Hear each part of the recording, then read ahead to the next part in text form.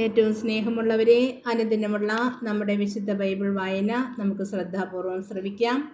യോഹന്നാന്റെ ശിഷ്യന്മാരും ഫരിസേയരും ഉപവസിക്കുകയായിരുന്നു. ആളുകൾ വന്ന് യേശുവിനോട് ചോദിച്ചു, യോഹന്നാന്റെയും ഫരിസേയരുടെയും ശിഷ്യന്മാർ ഉപവസിക്കുകയും നിന്റെ ശിഷ്യന്മാർ ഉപവസിക്കാതിരിക്കുകയും ചെയ്യുന്നത് എന്തുകൊണ്ട്?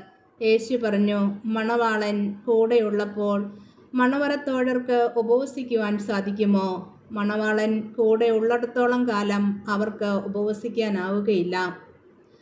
മണവാളൻ അവരിൽ നിന്നും അകറ്റപ്പെടുന്ന കാലം വരും, അന്ന് അവർ ഉപവസിക്കും.